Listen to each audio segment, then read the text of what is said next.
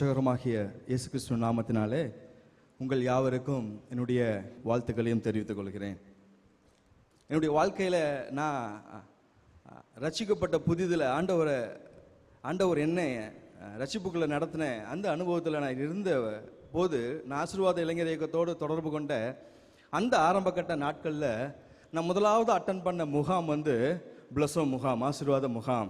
அதுவும் இந்த டேனிஷ்பேட்டில் 2003ஆம் ஆண்டு நடைபெற்ற அந்த முகாம் தான் நான் முதல் முறையாக ஆசீர்வாத இளைஞர் இயக்கத்திலாம் நடத்தப்படுகிற அந்த முகாமில் நான் வந்து அட்டன் பண்ணேன். அது வரைக்கும் எந்த மேஜர் கேம்ப்ஸும் அட்டன் பண்ணல. ஸோ எனக்கு எப்போவுமே பிளஸோ, அதுவும் டேனிஷ்பேட்டில் அப்படின்னு சொன்னால் அது எனக்கு ரொம்ப இருதயத்துக்கு ஏற்ற ஒரு காரியமாக கூட இருக்கும். ஸோ என்னுடைய அந்த 16 வயதில் நான் இங்கே ஒரு சிறு வாலிபனாக இங்கே நான் பங்கு பெற்றதை நான் நினைவு கூறுகிறேன். அங்கே கொடுக்கப்பட்ட செய்திகள் என்னுடைய வாழ்க்கைக்கு எவ்வளோ ஆசீர்வாதமாக இருந்தது அப்படி என்பதை நான் திரும்பி பார்க்கின்ற போது எனக்கு மிகவும் மகிழ்ச்சியாக கூட இருக்குது. ஸோ ஒவ்வொரு முறையும் நான் ஒவ்வொரு பிளஸோ முகாம் நடைபெறுகிற போது ஒவ்வொரு வருடமும் நான் அதில் பங்கு பெறுவேன். ஒவ்வொரு வருடமும் ஆண்டவர் என்னிடம் வல்லமையாக இடைப்படுவார். நான் ஒரு முறை கூட வந்த விதமாக திரும்பி சென்றதே கிடையாது. ஒவ்வொரு முறையும் ஆண்டவர் ஏதாவது ஒரு காரியத்தில் என்னிடத்துல அதிக அர்ப்பணிப்பையோ இல்லை அதிகமான ஒரு ஈடுபாட்டையோ ஆண்டவர் எதிர்பார்க்கிறார் போன்ற காரியங்களை ஆண்டவர் என்னிடம் தொடர்ந்து இந்த ஆசீர்வாத குடும்ப முகாம் மூலமாக ஆண்டவர் என்னிடம் பேசிக்கொண்டே வந்திருக்கிறார். அதனால தான் நான் சொல்கிறேன், உறுதியாக சொல்கிறேன், மெய்யாகவே உண்மையாகவே ஒரு ஆசீர்வாதமான முகாமாக கூட இருக்கும். இல்லை, நான் உங்களோட கூட ஒரு சில நிமிடங்கள் நான் பேச போகிற காரியம் பவர் ஆஃப் ஸ்மால் குரூப்ஸ். இந்த செய்தி என்னிடத்தில் கொடுக்கப்பட்ட போது இமெயிலில் பவர் ஆஃப் ஸ்மால் குரூப்ஸ் என்று கூட வந்தது. ஸோ இந்த பவர் ஆஃப் ஸ்மால் குரூப்ஸை நான் நோட் பண்ண உடனே இதை தமிழுக்கு என்ன டைட்டில் வைக்கலாம் அப்படின்னு சொல்லி நான் யோசிச்சுட்டு இருந்தேன். சிறு குழுக்கள், சிறு குழுக்களின் முக்கியத்துவம், சிறு குழுக்களின் வல்லமை அப்படின்னு சொல்லிட்டு யோசித்து இருக்கும்போது அங்கிள் எனக்கு ஃபோன் பண்ணி இதுக்கு ஒரு டைட்டில் தமிழில் அவர் பேசும்போது அவர் சொன்ன ஒரு வார்த்தை மகத்தான சிறுமந்தை அப்படின்னு சொல்லிட்டு சொன்னார். பவர் ஆஃப் ஸ்மால் குரூப்ஸை மகத்தான சிறு மந்தை அப்படின்னு சொல்லி சொன்னார். ஸோ இதை கேட்கும்போது எனக்கு வந்து பயங்கர அப்படியே ஒரு கேஷியாக இருந்துச்சு, ஒரு மகத்தான சிறு மந்தை அப்படின்னு சொல்லிட்டு. ஆனால் நம்ம ஃபர்ஸ்ட் டைம் இதை கேட்கும்போது ஒருவேளை சிலருக்கு சிறு மந்தை ஆனால் மகத்தான சிறு மந்தைன்னு சொல்கிறீங்க, இது எப்படி பிரதர் அப்படின்னு சொல்லிட்டு நம்மளுக்கு ஒருவேளை வெளியிலேருந்து கேட்பவர்களுக்கு ஒரு சின்ன ஒரு தயக்கம் வரலாம். ஆங்கிலத்தில் நாம் எல்லாம் கேள்விப்பட்டிருப்போம் இல்லையா, ஆக்சிமோரன் அப்படின்னு சொல்லி ஆங்கிலத்தில் சொல்லுவாங்க. என்ன அப்படின்னு சொல்லி தெரியுமா? ஆக்சிமோரன் என்றால், நான் பேசிக்காக ஒரு ஆசிரியர், அதனால் நிறைய கேள்வி கேட்பேன், அது என்னால் கண்ட்ரோல் பண்ண முடியாது.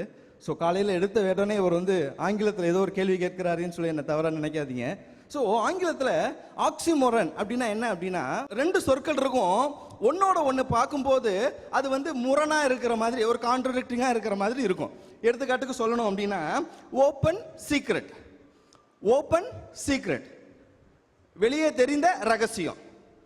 இந்த வார்த்தையை கேட்கும்போது எப்படி தோணும்? ரகசியம்னு சொல்லிட்டீங்க, அப்புறம் ஓப்பன் வேற சொல்றீங்க, ஓப்பன் சீக்ரெட் அப்படின்னு. இன்னும் சொல்லுவாங்க கிளியர்லி கன்ஃபியூஸ்டு, தெளிவாய் குழப்பப்பட்டது அப்படின்னு.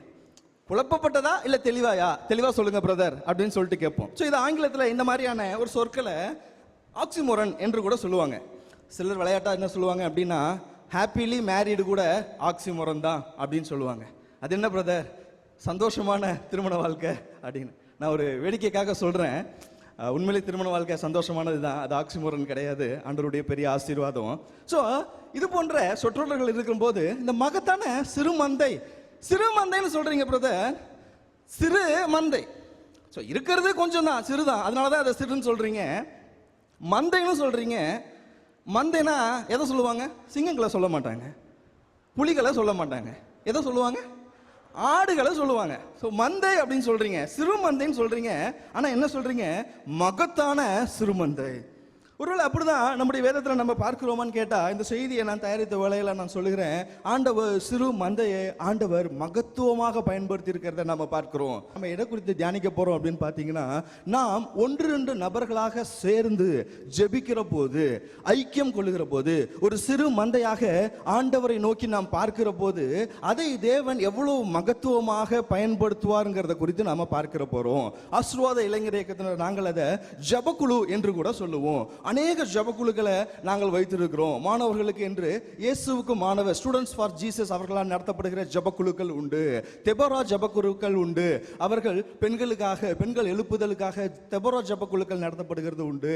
ஈசா பிரேயர் செல்ஸ் என்று உண்டு. மிஷனரி பிரேயர் செல்ஸ் என்று உண்டு. ஸோ எங்கெல்லாம் வாய்ப்பு கிடைக்கிறதோ அங்கெல்லாம் இருக்கக்கூடிய விசுவாசிகளை 1-2 பேராக சிறு கூட்டமாக நாங்கள் திரட்டி ஜபக்குழுக்களை நடத்தி வருகிறோம். ஸோ இந்த கால வேளையில அப்படிப்பட்ட ஜபக்குழு சிறு மந்தையை ஆண்டவர் எப்படி மகத்துவமாய் பயன்படுத்துகிறார் என்பதை நாம பார்க்க இருக்கிறோம். ஸோ முதலாவது கூட ஏன் இந்த வார்த்தை மகத்தான சிறு மந்தைங்கிறது நமக்கு இப்படி தோன்றுகிறது? சிறு மந்தை, சின்ன குரூப், ஸ்மால் குரூப், ஒரு பிரேயர் செல், சின்ன குரூப், ஒரு வீட்டில் நடக்கிற ஒரு பிரேயர் செல், இல்லை ஒரு ஸ்டூடெண்ட் பிரேயர் செல் அப்படின்னா ஏன் நமக்கு ஒரு சின்ன விஷயம் தான் அப்படிங்கிற மாதிரி தோணுது அப்படின்னு சொன்னா, பொதுவாகவே நம்ம மனிதர்களாகிய நாம we are insignificant for, நம்ம எப்படி நடப்போம் அப்படின்னா சின்ன காரியத்தை ரொம்ப இன்சிக்னிஃபிகன்ட் நடப்போம். ஸ்மால் இஸ் வெரி இன்சிக்னிஃபிகன்ட் அப்படின்னு நம்ம பார்ப்போம். சின்னது தானே அது என்ன அப்படின்னு சொல்லிட்டு யோசிப்போம். நம்பர் கேம் அப்படின்னு சொல்லுவோம். நம்ம எதுவாக இருந்தாலும் நமக்கு பெரிய நம்பர்ஸ் தான் பிடிக்கும், அப்படிதானே? முகாமுக்கு போனோம் அப்படின்னா ஆசீர்வாத முகாம் முடிஞ்சு போனா ஸ்ட்ரென்த் எவ்வளோ பிரதர் அப்படிதான் ஃபர்ஸ்ட் கேள்வி கேட்போம். ஒரு 1000 தாண்டிடுச்சுன்னா பரவாயில்ல, 1000 தாண்டிடுச்சு. ஒரு 990 அப்படின்னு சொன்னா கூட நமக்கு அவ்வளோ பிடிக்கிறது இல்லை. ஒரு 1000 தொட்டுருச்சு அப்படின்னா we will be pleased. Okay, ஏதாவது ஒரு மீட்டிங் 100, 1000, 10,000 இப்படி multiples of tens and hundreds அந்த ஜீரோலயே இருந்துச்சு அப்படின்னா we all like that. நமக்கு எல்லாருக்கும் பிடிக்கும், நமக்கு நம்பர் கேம் ரொம்ப பிடிக்கும். ஒரு பையன் 2 நாளைக்கு முன்னாடி என்கிட்ட வந்து ஒரு ஜாபு பற்றி பேசிட்டு இருக்கும்போது ஜாப் சேர்ந்துருக்கேன்னு சொன்னேன். ஸோ ஒரு வேலை சேர்ந்துருக்கேன் அப்படிங்கிற பையன்ட்ட முதல்ல என்ன கேள்வி கேட்கலாம் அப்படின்னா, நான் என்ன கேள்வி கேட்டேன் பாருங்க, என்ன சம்பளம், என்ன சம்பளம். ஸோ நம்ம எப்பவுமே ஒரு குவான்டிஃபை பண்ணக்கூடிய, ஒரு மெஷர் பண்ணக்கூடிய, அளவிடக்கூடிய விஷயங்களையே நம்ம என்ன பண்ணிட்டு இருப்போம்னா பண்ணிக்கிட்டே இருப்போம். அதில் நமக்கு பெருசாக இருக்கணும்னு சொல்லி ஆசைப்போம். அந்த பையன் ரொம்ப கம்மியான ஒரு சேலரியை தான் சொன்னார். சொல்லிட்டு ஏன் அந்த ஜாப்ல இருக்குங்கிற ரீசன் அவர் சொன்னார். ஆனால் இந்த ஜாப்ல இருந்தால் தானே என்னால் ஊழியம் பண்ண முடியுது, இந்த ஜாப்ல இருந்தால் தான் என்னால் ஸ்டூடெண்ட் மத்தியில் இருக்க முடியுது, அதனால ஐ சூஸ், நான் இந்த குறைவான சம்பளத்தில் இந்த வேலையில் இருக்க நான் முடிவு பண்ணி இதை தேர்ந்தெடுத்து நான் இருக்கிறேன் அப்படின்னு சொல்லிட்டு அவர்கிட்ட நான் போய் அவரோட வேலையவோ அவருடைய நேச்சரையோ சம்பளத்தை வச்சு அந்த குவான்டிட்டியை வச்சு நான் அளவிட முடியுமா சொல்லுங்க? அவரோட பர்பஸ் ரொம்ப முக்கியமானது.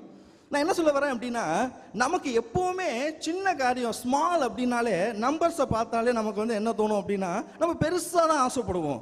அது பணமாக இருக்கட்டும், ஒரு வீடாக இருக்கட்டும், பெரிய வீடு பெரிய ஆசீர்வாதம், பெரிய காரு பெரிய ஆசீர்வாதம், எல்லாமே நமக்கு என்ன வேணும்? பெரியதாக இருந்தால் தான் நமக்கு ஒரு சாட்டிஸ்ஃபேக்ஷன் கிடைக்கும். ஆனால் ஆண்டவர் அப்படி இல்லை எனக்கு பிரியமானவர்களே. God is not like that. கடவுளுக்கு சின்ன காரியம் கூட சிக்னிஃபிகண்ட். அவருக்கு சின்ன விஷயம், ஸ்மால் குரூப் கூட he consider that as a significant thing. எப்படி சொல்றேன் அப்படின்னு சொல்லிட்டு எடுங்க. லூக்கா 12:32. பயப்படாதே சிறுமந்தையே, உங்களுக்கு ராஜ்யத்தை கொடுக்க உங்கள் பிதா பிரியமாய் இருக்கிறார். நம்முடைய ஆண்டவராக இயேசு கிறிஸ்து தமக்கு முன்பாக நின்றவர்களை குறித்து இந்த லூக்கா 12:32 பேசுகிறத பார்க்கிறோம். என்ன சொல்றாரு? பயப்படாதே சிறுமந்தையே, உங்களுக்கு ராஜ்யத்தை கொடுக்க உங்கள் பிதா பிரியமாய் இருக்கிறார். யாருக்கு கொடுக்க பிரியமா இருக்கிறார்? சிறு மந்தை. அவருக்கு தெரியுது அவருக்கு முன்பாக இருப்பது ஒரு சிறு மந்தை தான், அது மந்தை தான், அது சின்னதுதான். ஆனாலும் ஆண்டவர் அதற்கு ராஜ்யத்தை கொடுக்க அவர் எப்படி கொடுக்கிறாரா? பிரியமாய் கொடுக்கிறார். ஏதோ நீங்க தான் இருக்கிறீங்க என்கிட்ட, ஏதோ கொடுக்குறேன், நிறைய பேர் வந்திருந்தா சந்தோஷம், இவ்வளவுதான் இருக்கிறீங்க கொடுக்குறேன் அப்படின்னு சொல்லிட்டு ஆண்டவர் கொடுக்கல. அந்த உண்மையும் உத்தமமான அந்த மேய்ப்பனின் பேச்சை கேட்டு நடக்கிற அந்த ஆட்டு கூட்டத்துக்கு, அந்த சிறு மந்தைக்கு ஆண்டவர் பிரியமா என்ன கொடுக்கிறாரா? அவருடைய ராஜ்யத்தை கொடுக்கிறாரா. A small group is sufficient to inherit God's kingdom. தேவனுடைய ராஜ்யத்தை சுதந்திரிக்க நமக்கு வாக்குத்தத்தம் கொடுக்கப்பட்டது. ஒரு சிறு குழுவா இருந்தா கூட போதும், நீங்க சுதந்திரிக்கலாம் ஆண்டவர் வாக்குத்தத்தம் கொடுத்திருக்கிறாரு. காட்ஸ் ப்ராமிஸ ஒரு சிறு குழுக்கள்னால என்ன பண்ண முடியும்? அதை பெற்றுக்கொள்ள முடியும். என்னோட கூட இன்னொரு வசனத்தை திருப்புங்க, நமக்கு எல்லாம் நன்றாக தெரிந்த வசனம். மத்தேயு 18:20. 2 பேராவது 3 பேராவது என் நாமத்தினால எங்கே கூடி இருக்கிறார்களோ அங்கே அவர்கள் நடுவிலே இருக்கிறேன் என்றார். நல்லா வாசிங்க. எத்தனை பேரு? 2 பேராவது 3 பேராவது. 100 பேர் 200 பேர் மினிமம் வேணும் பிரதர் மீட்டிங் நடத்த அப்படின்னு ஆண்டவர் சொல்லல. எத்தனை பேர் சொல்றாரு? 2 அல்லது 3 பேர் இருந்தா போதும். என்ன சொல்றாரு? நான் அவர்கள் மத்தியில இருக்கிறேன். Small group is sufficient for God's presence. தேவ பிரசன்னத்திற்கு ஒரு சிறு குழு போதுங்க. 2 பேர் 3 பேர், யாருக்குமே எங்குமே கொடுக்கப்படாத புதிய ஏற்பாட்டினுடைய ஒரு பெரிய ஸ்லாக்கியம் அது. தேவனை நம்ம என்ன பண்ணலாமா, 2-3 பேர் நம்ம ஒருமித்து ஒரு ஜெபம் பண்றதுக்காக கூடி ஆண்டவரை நம்ம கூப்பிட்டோம் அப்படின்னு சொன்னா ஆண்டவர் அவருடைய பிரசன்ஸ் என்ன பண்றாரா, நம்ம மத்தியில தருகிறாரா. வேற யாருக்குமே இது கிடையாது. பழைய ஏற்பாட்டில் தேவ பிரசன்னத்துக்காக நம்ம நிறைய சுத்திகரிப்பு செய்யணும், நிறைய முறைமைகள் உண்டு. மற்றவர்கள் அவங்க தெய்வங்களை வணங்குறவர்களுக்கெல்லாம் ஏகப்பட்ட ப்ரொசீஜர்ஸ் உண்டு. யாராவது வரத்துக்கு காத்திருக்கணும், அவர் வந்தாதான் ஆண்டவர் வருவார் அப்படின்னு சொல்லிட்டு வெயிட் பண்ணுவாங்க பீப்புள். ஆனா நமக்கு அப்படி கிடையாது. நமக்கு என்னவா, நம்ம 2-3 பேர் if we gather in his name, அவருடைய நாமத்தினால, இயேசு கிறிஸ்துவின் நாமத்தினால நம்ம கூடி இருந்தா அங்க பிரசன்ஸ் இருக்கான். எப்படிப்பட்ட ஒரு அருமையான ஒரு வாக்குத்தத்தம் பாருங்க. ஒரு ஜெபத்துக்காக நம்ம 2-3 பேர் கூடும்போது தேவ பிரசன்னம் அங்க இருக்குது. முதல் வசனத்துல நம்ம வாசிக்கிறோம், எப்படி அப்படின்னு சொல்லி கேட்டா, 2 பேர் தாங்கள் வேண்டிக் கொள்ள போகிற எந்த காரியத்தை கொடுத்தாலும் பூமியிலே ஒருமனப்பட்டிருந்தால்.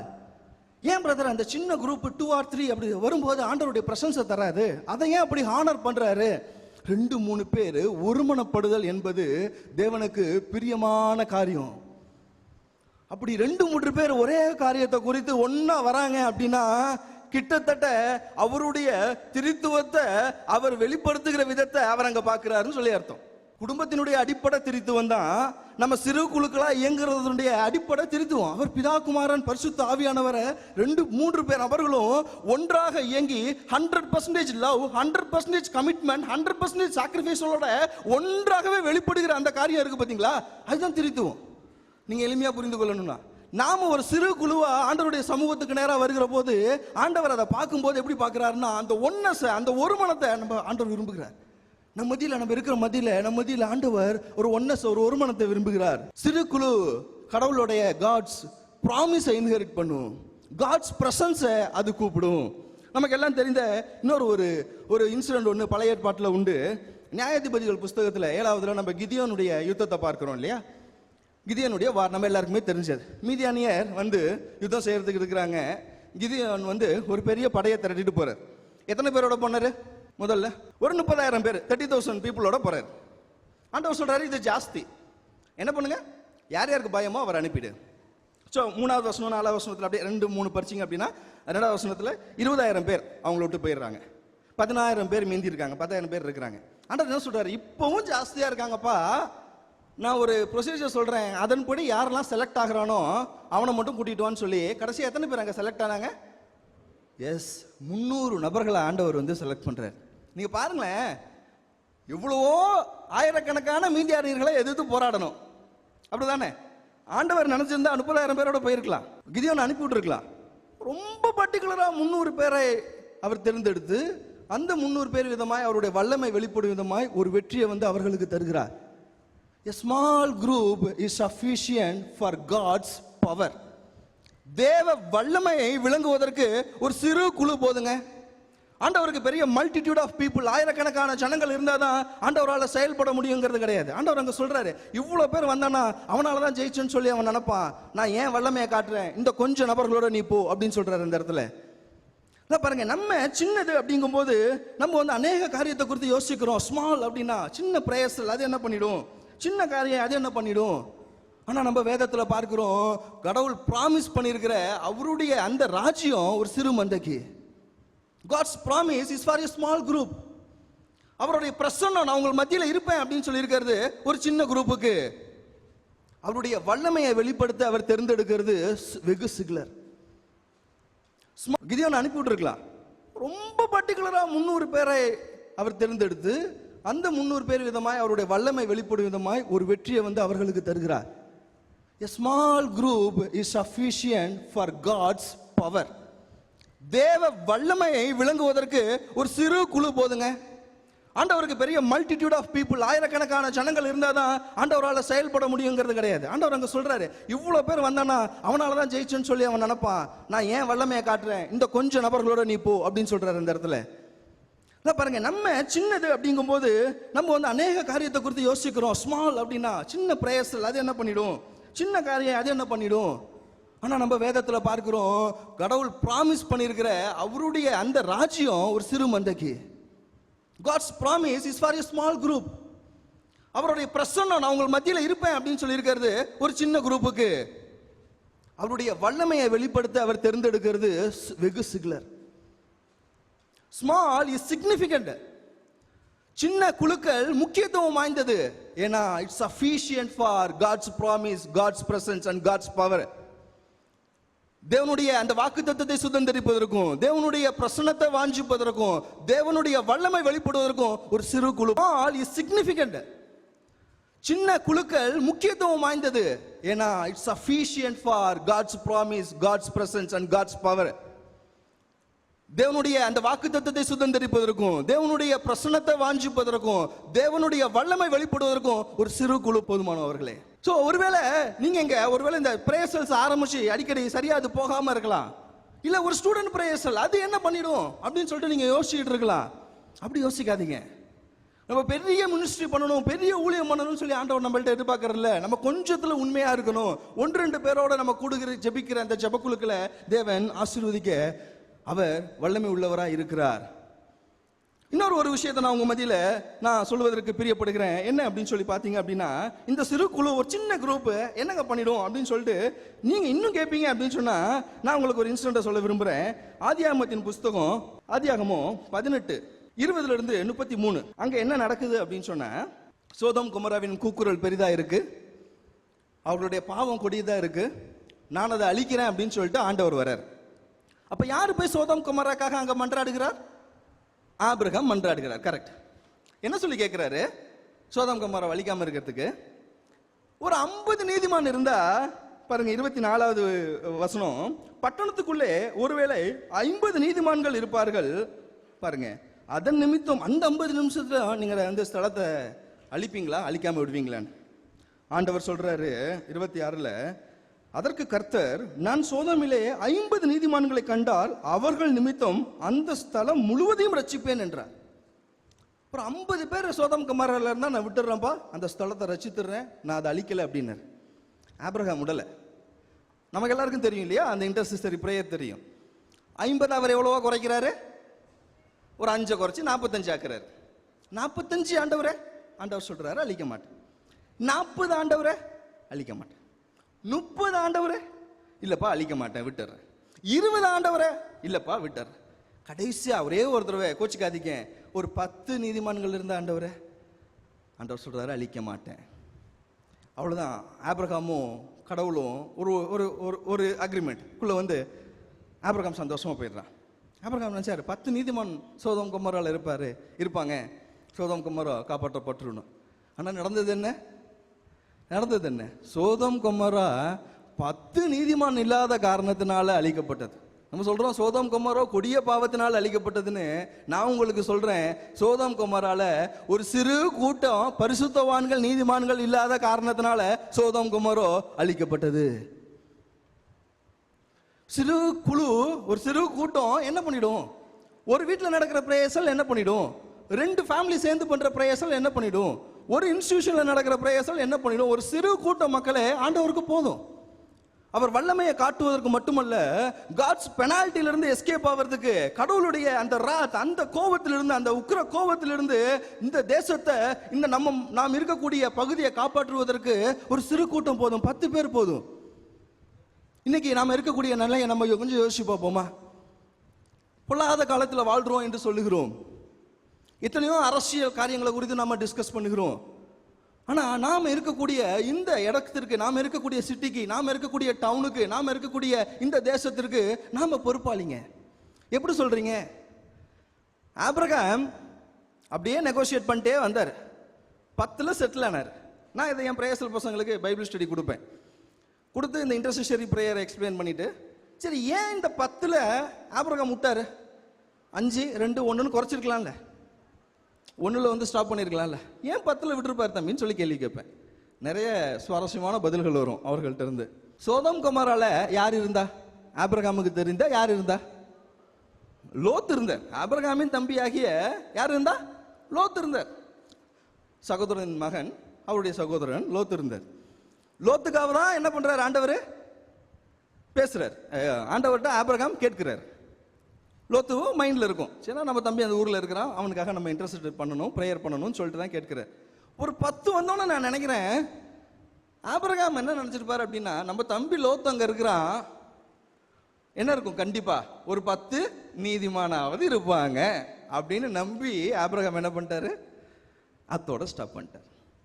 இது என்னோட இன்டர்பிரேஷன். நான் என் பசங்களுக்கு, நான் பிரேயர்ஸ்ல பசங்களுக்கு நான் கொடுக்குற இன்டர்பிரேஷன் சொல்லுவேன். நீ போகிற ஊரில் ஒரு பிரேயர்ஸில் எடுத்து 10 பேரையாவது ஆண்டவருக்குள்ள நடத்துறது உன்னோட பொறுப்பு. நாம் இருக்கக்கூடிய பகுதியில் லோத்து நீதிமான், வேத வசனம் புதிய ஏற்பாடு அப்படிதான் சொல்லுது, லோத்து நீதிமான். ஆனால் அந்த ஒரு நீதிமான் மட்டும் அங்கே பத்தலை சோதம் கமாராவை காப்பாற்ற. ஒருவேளை லோத்துக்கு ஒரு நல்ல ஐக்கியம், லோத்தினுடைய மனைவி 2 பிள்ளைகள், ஒரு கல்யாணம் இருந்தால் 2 மருமகன்கள், இன்னொரு குடும்பத்தை அவர்கள் ஆண்டவருக்குள்ள நடத்தி அவர்கள் ஒரு ஜெப கூட்டம் நடத்தியிருந்தாங்க அப்படின்னா, ஜெபக்குழுவை நடத்தியிருந்தாங்க அப்படின்னா 10 ஈஸியாக ரீச் பண்ணியிருக்கலாங்க. அவர் வீட்டில் வேலை பார்த்தவங்கள அவர் ஆண்டவருக்குள்ள நடத்தி ஒரு ஃபேமிலி ப்ரேயரை நல்ல ஒழுக்கமாக நடத்தியிருந்தா கூட 10 ரீச் பண்ணியிருக்கலாங்க. இன்னைக்கு நாம அநேக காரணங்களை சொல்லி கொண்டு இருக்கிறோம், நாம கரெக்டாக இருக்கிறோம், ஆனால் நம்ம சுற்றி இருக்கிறவர்களை குறித்து நாம கவலைப்படாமல் இருக்கிறோம். we are responsible for our area, our city, our town, our country. நாம் இருக்கக்கூடிய இடத்திற்கு, நாம் இருக்கக்கூடிய ஊருக்கு, நாம் இருக்கக்கூடிய சிட்டிக்கு, நகருக்கு, நாம் இருக்கக்கூடிய இந்த நாட்டிற்கு நாம பொறுப்பாளி. லோத்து போல கேர்லெஸ்ஸாக இருக்கக்கூடாது. நான் சொல்ல வந்த 2 காரியம், ஒரு சிறு கூட்டம் போதும் கடவுளோட பெனால்ட்டியை ஸ்டாப் பண்ணுறதுக்கு. அந்த சிறு கூட்டத்தை நம்ம தயார் செய்கிறோமா? ஆண்டவர் நம்ம இடத்துல பெரிய காரியங்களை ஆண்டவர் எதிர்பார்ப்பதற்கு முன்பதாக ஆண்டவர் நம்ம இடத்துல கேட்குற முக்கியமான காரியம், இந்த கொஞ்சம் காரியத்தில் நம்ம உண்மையாக இருக்கிறோமா? நம்ம யோசித்து பார்ப்போம். வேதத்தின் அடிப்படையில் நல்ல இயங்கின இந்த ஒரு சில குழுக்களை உங்கள் முன்பாக காட்டி இன்னைக்கு நாம எப்படி ஒரு சிறு குழுவை கொண்டு வரலாம், அந்த சிறு குழு மூலியமாக, ஒரு ஜெபக்குழு மூலியமாக என்ன காரியம் நடக்கும் அப்படிங்கிறத நான் உங்களுக்கு சொல்ல விருப்பப்படுறேன். முதலாவதாக கூட நான் உங்களுக்கு சொல்லுகிற ஒரு ஜெபக்குழு சூசான் பேலஸ்ல நடந்த, சூசான் அரண்மனையில் இருந்த எஸ்தரினுடைய அந்த ஜெபக்குழு. நம்ம எல்லாருக்குமே தெரியும், எஸ்தரின் புஸ்தகத்தில் நம்ம அந்த காரியங்களை வாசிக்கிறோம். நம்ம எல்லாருக்கும் தெரியும் இந்த எஸ்தரினுடைய கதை என்ன, எப்படி இருக்கும் அப்படின்னு சொல்லிட்டு. யூதர்கள் அகாசுவேரின் அந்த நாட்களில் அவருடைய கிங்டம் இருந்த எல்லா கண்ட்ரிலையும் இருந்தாங்க, எல்லா இடத்துலையும் இருந்தாங்க. முர்கதாயும் இருந்தார், எஸ்தரும் இருந்தாங்க. என்ன நடந்துச்சு, ஆமானுக்கும் முர்கதாய்க்கும் ஒரு பிரச்சனை, ஒரு சின்ன ஒரு கான்ஃப்ளிக்ட்.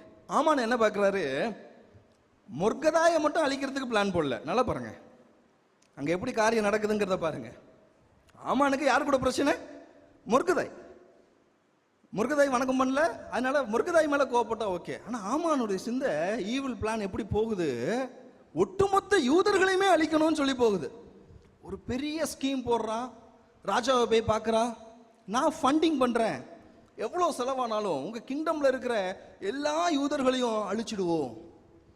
ஒரு ஆண்டவருடைய ஜனத்துக்கு விரோதமாக எப்படி ஒரு ஈவில் பிளான் ஒன்று டெவலப் ஆகுது பாருங்க. ஒரு சின்ன காரியத்தில் ஆரம்பிச்சு அவனுக்குள்ள இருந்த அந்த ஈவில் பிளானை பாருங்க. 1 இயர் கிட்டத்தட்ட அதுக்காக ஒர்க் பண்றான். 1 இயர்ல இவ்வளோ ஜனங்களை அழிக்க போறமேன்னு சொல்லிட்டு ஒரு சின்ன இறக்கம் கூட கிடையாது. இந்த யூதர்களை இல்லாம பண்ணிடணுங்கிற ஒரே குறிக்கோள்ல பல லட்சம் ரூபாய், கோடிக்கணக்கான ரூபாய் செலவு பண்ணி அங்க செலவு பண்றது நம்ம பார்க்கிறோம். விஷயம் முர்கதாயின் காதுக்கு வருது, முர்கதாய் பயப்படுறாரு, முர்கதாய் ஏதாவது செய்தாகணுங்கிறாரு. எஸ்தரை கூப்பிட்டு, எஸ்தர் கூட அவர் பேசுகிறாரு, நீ போய் ராஜாட்ட பேசு, நீ ராஜாத்தியா இருக்கிற, யூ ஆர் எ குயின், நீ ராஜாத்தி, நீ போய் பேசு அப்படின்னா எஸ்தர் சொல்றாங்க, என்னால பேச முடியாது, இங்க சட்டத்திட்டம் அப்படி கிடையாது, நான் போவே கூடாது, அது லா அகைன்ஸ்ட், இட்ஸ் ஃபர்பிடன், அது தடைப்பட்டப்பட்ட காரியம், நான் போனேன் அப்படின்னா நான் சட்டத்தை மீறுகிறவளாயிடுவேன், என்ன வெட்டிடுவாங்க. முர்கதாய் இன்சிஸ்ட் பண்றாரு, இல்ல நீ இருக்கும்போது உன்னை எதுக்கு ஆண்டவர் இந்த இடத்துல வச்சிருக்கிறாரு, நீ மட்டும் தப்பிக்கலாம் நினைக்காத, நீ யூதர்களுக்காக நீ கிங் முன்னாடி கண்டிப்பா போகணும், ராஜாக்கு முன்னாடி போகணும் அப்படிங்கும்போது, அப்ப எஸ்தர் ராஜாதி நான் போறேன், அதுக்கு ஒரு சொல்யூஷன் சொல்றேன்னு சொல்லிட்டு எஸ்தர் 4:15-16 சேர்த்து வாசிக்கிறேன். அப்போது எஸ்தர் முர்கதாய்க்கு மறுபடியும் சொன்னது, நீ போய் சூசானில் இருக்கிற யூதரையெல்லாம் கூடி வர செய்து 3 நாள் அல்லும் பகலும் புசியாமலும் குடியாமலும் இருந்து எனக்காக உபவாசம் பண்ணுங்கள், நானும் என் தாதிமார்களும் உபவாசம் பண்ணுவோம். நான் போறேன், அதுக்கு முன்னாடி என்ன பண்ணுவோம், ஒரு ஃபாஸ்டிங் பிரேயரை போடுவோம். நீ போய் உனக்கு தெரிஞ்சவங்களையும் கூப்பிட்டு பிரேயர் பண்ணு, நான் ராஜாத்தி, என்னால் வர முடியாது, நான் சும்மா இருக்கிறேன்.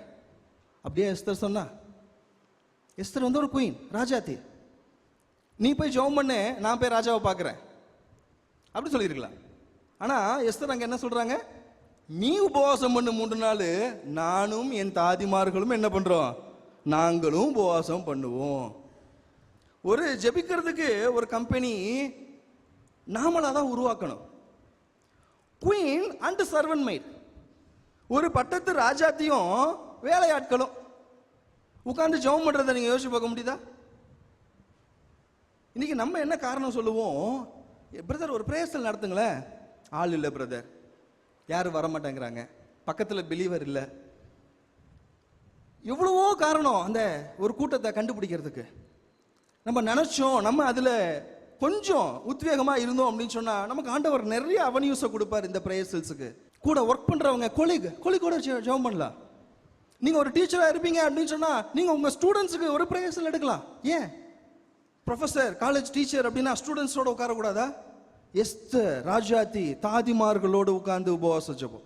நம்ம ஆஃபீஸில் ஒர்க் பண்ணுற ஸ்டாஃப்ஸோட நம்ம உட்காந்து ஜெபம் பண்ணக்கூடாதா? நம்ம பக்கத்து வீட்டில் இருக்கிறவங்களோட சண்டை போடாமல் இருந்தோன்னா கூப்பிட்டு வச்சு ஜெபம் பண்ண முடியாதா? சண்டை போட்டிருந்தா கூட கூப்பிட்டு வச்சு ப்ரேயர் பண்ணுங்களேன், சண்டை சமாதானம் ஆகிடும். ஜெபம் பண்ணுவதற்கு நம்ம அநேக காரியங்களை சொல்கிறோம், ஆள் இல்லை அப்படின்னு சொல்லிட்டு. இங்கே நம்ம பார்க்குறோம், எஸ்தர் தாதிமார்களோடு ஒரு ஜெபக்குழுவை நடத்துகிறார். முடிவு நமக்கு என்ன அப்படின்னு சொல்லிட்டு நமக்கு நன்றாக தெரியும். ஜெபித்து விட்டு அவர் ராஜாக்கு முன்பாக செல்கிறார், காரியத்தை அறிவிக்கிறார். ஒரே நிமிஷத்துல ஆண்டவருடைய வல்லமையினால அந்த ஜெபம் கேட்கப்பட்டதுனால ஆண்டவர் எப்படி மாத்துறாருன்னா, அந்த டேபிள அப்படியே டர்ன் பண்றார், அப்படியே மாறுது காட்சி. யூதர்களுக்கு விரோதமா இருந்த அந்த காரியம் யாரால கொண்டு வரப்பட்டதோ அந்த ஆமானுக்கே என்னவா மாறிடுது, அகென்ஸ்டா மாறிடுது. யூதர்கள், முர்கதா, எஸ்தர் எல்லாரும் அங்கே காப்பாற்றப்படுகிறத நம்ம பார்க்கிறோம். எஸ்தரும் தாதிமார்களும் அந்த ஜெபக்குழு ஒரு ஜெபத்தின் வல்லமையை வெளிப்படுத்துகிற ஒரு ஜெபக்குழுவா இருந்தது. Small group has potential to show the power of prayer. அதுக்கு அந்த வல்லமை இருக்கு. சேர்ந்து ஜெபிக்கிற போது காரியங்கள் நடக்கும். நீங்கள் பார்க்கிற இந்த ஆசீர்வாத இளைஞர் இயக்கம் இன்னைக்கு இத்தனை ஸ்டேட்ல 400க்கும் அதிகமான மிஷினரிகள்னால, நிறைய பகுதி நேர ஒர்க்கர்னால, பார்ட் டைம் லீடர்ஸ்னால நடத்தப்படுகிற இந்த இயக்கம், நீங்க பார்த்து கொண்டிருக்கிற இந்த முகாமை நடத்துகிற இந்த ஆசீர்வாத இயக்கம் ஒரே ஒரு ஜெபக்குழுவினுடைய ஜெபத்தினால விளைந்தது. ஒரே ஒரு பிரேயர் செல், ஸ்டூடெண்ட் பிரேயர் செல். இன்ஜினியரிங் காலேஜில் படிக்கிற ஸ்டூடெண்ட்ஸ் சேர்ந்து ஜெபம் பண்ணாங்க பிரதர்ஸ். ஒரு பெரிய எழுப்புதல்ல நம்ம பார்த்து கொண்டு இருக்கிறோம். நம்ம அதனால ஆசீர்வதிக்கப்பட்டு இருக்கிறோம். ஜெபத்தினோட வல்லமையை நம்ம குறைவாக மதிப்பிட்டுறக்கூடாது. நான் பண்ற ஜெபம், நாங்க செய்யறது என்ன ஆகும் அப்படின்னு சொல்லிட்டு நாம கூடி ஜெபிப்போம். எஸ்தரினுடைய குழுவிலிருந்து நாம் கற்றுக்கொள்ளுகிற காரியம், அந்த ஸ்மால் குரூப் அது ஒரு பிரேயரை வெளிப்படுத்துகிறது. நாம் ஜெபத்திற்காக ஒரு சிறு குழுக்களை நம்ம ஏற்படுத்துவோம். அடுத்ததாய் கூட நமக்கு நல்லா தெரிஞ்ச ஒரு பிரேயர் செல், டானியல் பிரேயர் செல். நமக்கு தெரியும், பாபிலோன் தேசத்துக்கு நேபுகாத்நேச்சரின் காலத்தில் என்னாச்சு, ஒரு சிலரை அடிமைகளை அழைச்சி கொண்டு போனாங்க. அதில் வாலிபர்கள் இருந்தாங்க. அந்த வாலிபர்களில் நல்ல ஸ்மார்ட்டாக இருக்கக்கூடிய, நல்ல கற்றுக்கக்கூடிய இளைஞர்களை அவன் அவனுடைய ஆஃபீஷியல்ஸாக மாற்றணும்னு சொல்லிட்டு அந்த கிங் நேபுகாத்நேச்சர் ஒரு பிளான் பண்ணுறார். ஸோ அவர் சூஸ் பண்ணும்போது ஜூயிஷ் யூத குலத்தில் இருக்கிற அந்த இளைஞர்களில் இருக்கிற ஒரு சின்ன குரூப்பு தான் தானியேலும் அவனுடைய சகாக்களான சாத்ராக், மேஷாக், ஆபத்நேகோவும். ஒரு ஃபேவரபுளான கண்டிஷன் கிடையாது. அவங்க அது வரைக்கும் இருந்தது ஒரு ஊரில், போய் சிக்கிக்கிட்டது வேற ஊரில் மாட்டிக்கிட்டாங்க. அடிமையாக கொண்டு போகிறாங்க. பாபிலோன் மகாநகரம், a city of sinful culture, அநேக பாவமான கலாச்சார மத்தியில் இருக்கக்கூடிய ஒரு ஊர். அவ்வளோ டெம்பிள்ஸ், அத்தனை டெம்பிள்ஸ், ரொம்ப ஒரு சின்ன ஏரியாக்குள்ளே இருக்கிறது தான். ஆனால் நிறைய கோயில்கள் உள்ள ஒரு நகரம். அப்படியே பணம், ரிச் சிட்டி. தங்கம் எங்கே பார்த்தாலும் தங்கம் இருக்கும், எங்கே பார்த்தாலும் பாவமும் இருக்கும். அந்த ஊரில் அவங்களுடைய கல்ச்சரும் அந்த சுபாவம், அவங்க வச்சிருந்த பழக்க வழக்கங்கள்ல ஆண்டவருடைய பிள்ளைகளுக்கு கொஞ்சமும் அது ஒரு ஒத்துப்போகாத ஒரு கல்ச்சர். அவர்கள் சாப்பாட்டு முறையிலிருந்து, அவர்கள் வச்சிருக்கிற பொழுதுபோக்குலேருந்து எதுவுமே யூதர்களால் அங்கே இருக்க முடியவே முடியாது. ஆனால் என்ன வழி, என்ன சொல்யூஷன்? யூதர்கள் அங்கே அடிமைகளாக இருக்கிறாங்க. நேபுகாத்நேச்சருக்கு அவங்க கீழ்ப்படிஞ்சு தான் இருக்கணும். ஜூயிஷ் கல்ச்சர் அந்த இடத்துல காப்பாற்றப்படுமா? ஒரு யூத கலாச்சாரம், அதான் வேதத்தின் அடிப்படையிலான தீட்டு உள்ளது, தீட்டு இல்லாத பொருட்களை புசியுங்க அப்படிங்கிற அந்த யூத கலாச்சாரம் வேதத்தின் அடிப்படையானது. அது பாபிலோனிய கல்ச்சர்ல என்னவா இருக்கும் அப்படின்னா கரைஞ்சு காணாம போயிருக்கும். அங்கிருந்த யூதர்கள்லாம் யூதர்களாகவே இருந்திருப்பாங்களான்னு தெரியாது. ஏன்னா அவ்வளோ இன்ஃப்ளூயன்ஷியல் கல்ச்சர் பாபிலோனியன் கல்ச்சர். அவ்வளோ ரொம்ப கேர்ஃபுல்லாக இருக்க வேண்டிய ஒரு இடம். அங்கே நம்ம பார்க்குறோம், ஒரு சின்ன பசங்க, ஒரு சின்ன வாலிபர்கள் 4 பேர் அந்த கலாச்சாரத்தை எதிர்த்து யூதர்களுடைய அந்த வேதத்தின் அடிப்படையில் இயங்குகிறத நம்ம பார்க்குறோம். எவ்வளோ ஒரு ஒரு ஒரு சுச்சுவேஷன் பாருங்கள், ஒரு டிஃபிகல்ட்டான சுச்சுவேஷன். கொஞ்சம் இமேஜின் பண்ணி பாருங்கள். நம்ம இருந்தால் எப்படி இருப்போம்? பசங்க ஹாஸ்டல் லைஃபுக்கு போனாலே கெட்டு போயிடுவாங்க அப்படின்னு சொல்லிட்டு பேரண்ட்ஸ் பயப்படுறோம். வீட்டிலே வளர்த்து எங்கே கொண்டு போய் விட்டா, காலேஜில் ஹாஸ்டல் லைஃப்பில் விட்டாலே என்ன ஆயிடுறாங்க? கெட்டு போயிடுறேன். நானும் கூட வாலிபர்களுக்கு அநேக தடவை ஆலோசனை சொல்லும்போது நிறைய பேர் கிடையாது, கொஞ்சம் பேர் சொல்லுவாங்க, நான் கொஞ்சம் ஹாஸ்டலுக்கு வந்தோடனே எனக்கு கொஞ்சம் மாறிட்டேன் பிரதர், மாறிட்டேனே, நிறைய ஃப்ரீடம் கிடச்சிச்சு, நிறைய புது கான்டாக்ட்ஸ் கிடச்சிச்சு, கொஞ்சம் அப்படியே ஸ்ட்ரிக்டாக இருந்த அப்பா அம்மாட்டேருந்து கொஞ்சம் வெளியில் வந்தோடனே இந்த ஃப்ரீடம் நான் கொஞ்சம் போயிட்டேனே, இப்போ தான் ஆண்டவர்கிட்ட மறுபடியும் நல்ல நிறைய காரியங்களை சரி பண்ணி வந்திருக்கேன். நிறைய மாணவர்கள் சொல்கிறத நான் கேட்குறேன். ஒரு எக்ஸாம்பிளுக்காக சொல்கிறேன். ஒரு இடத்துலேருந்து இன்னொரு இடத்துக்கு போகும்போது பியர் ப்ரெஷர்னு யூத்துக்கு நம்ம சொல்லுவோம். அநேக வாலிபர்கள் இருக்கிறீங்க, ரொம்ப சந்தோஷம். பியர் ப்ரெஷர், வாலிபர்கள் அந்த பியர் ப்ரெஷர்னால நிறைய காரியங்களை போய் மாட்டிப்பாங்க. அவங்க சூழ்நிலை, அந்த கல்ச்சர் எப்படி இருக்கும், அந்த சொசைட்டி எப்படி இருக்கோ அதன் அடிப்படையில் அவங்க அநேக ஒரு பாவமான ஒரு காரியத்துக்குள்ளே மாட்டிப்பாங்க. வாலிபர்கள் மட்டும்தான் மாட்டுவாங்கன்னு சொல்லி நினைக்கிறீங்களா? இந்த பியர் ப்ரெஷர் வாலிபர்களுக்கு மட்டும்தான் நினைக்கிறீங்களா? நமக்கு இல்லை நினைக்கிறீங்களா? மிடில் ஏஜ் பீப்புளுக்கு இல்லையா? அல்லது முதிர்ந்த வயதினருக்கு இல்லையா? சொசைட்டியில் பேரண்ட்ஸுக்கு இல்லையா? we all have peer pressures. என தருமையானவர்களே, நம்ம ஒரு தீர்மானம் எடுப்போம் ஆண்டவருடைய வேதத்தின்படி, ஒரு சின்ன தீர்மானமாக இருக்கும். கடன் வாங்க மாட்டேன், இஎம்ஐக்கு போக மாட்டேன். ஆனால் நமக்கு வர சோஷியல் ப்ரெஷர்னால நம்ம என்ன பண்ணுவோம்? நம்மளே காம்ப்ரமைஸ் பண்ணிப்போம். எல்லாரும் கிராண்டாக மேரேஜ் பண்ணுறாங்க, நம்மகிட்ட கையில் காசு இருக்கோ இல்லையோ கிராண்டாக மேரேஜ் பண்ணுவோம், கொஞ்சம் கடனை வாங்குவோம், ஒரு இஎம்ஐயில் ஒரு பொருளை வாங்குவோம். நான் அதெல்லாம் பெரிய பாவம்னு சொல்ல வரல, but how we compromise to societal ப்ரெஷருங்கிறதுக்கு சொல்ல வரேன்.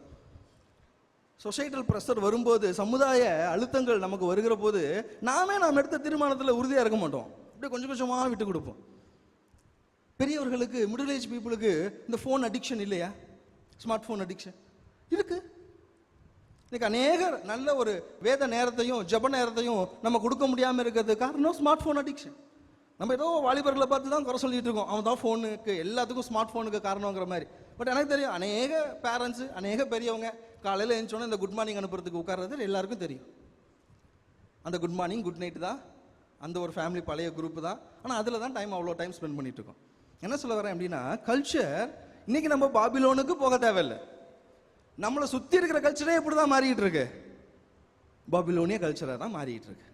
நம்மை அடிமைப்படுத்தும் அல்லது நம்முடைய தீர்மானங்களிலிருந்து நம்மை தவற செய்கிற அநேக காரியங்கள் நம்மளை சுற்றிலும் வர ஆரம்பிச்சிச்சு. அது வாலிபர்களாக இருந்தாலும் சரி, முதியவர்களாக இருந்தாலும் சரி, எல்லாருக்கும் அந்த ஒரு பியர் ப்ரெஷர் இருக்குது.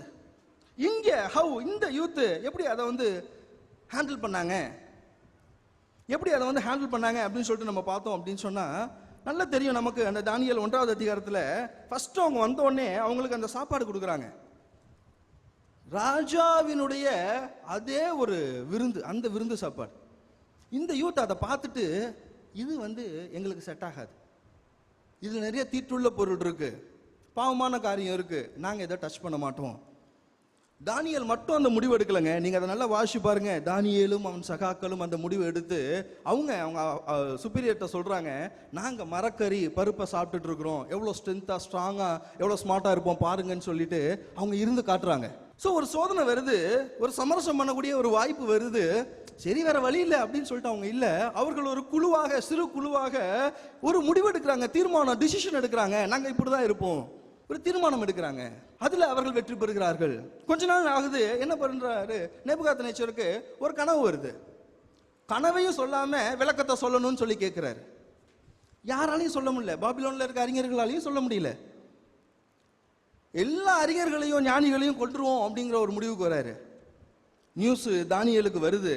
தானியேல் என்ன பண்றாரு பாருங்க. தானியேல் 2வது அதிகாரம், இந்த விஷயத்தை தானியேல் தெரிந்து கொண்ட பிறகு 2வது அதிகாரம் 17வது வசனம், பின்பு தானியேல் தன் வீட்டுக்கு போய் தானும் தன் தோழரும் பாபிலோனின் மற்ற ஞானிகளோடு கூட அழியாதபடிக்கு இந்த மறைபொருளை குறித்து பரலோகத்தின் தேவனை நோக்கி இரக்கம் கேட்கிறதற்காக அனனியா, மீஷாவேல், அசரியா என்னும் தன்னுடைய தோழருக்கு இந்த காரியத்தை அறிவித்தான்.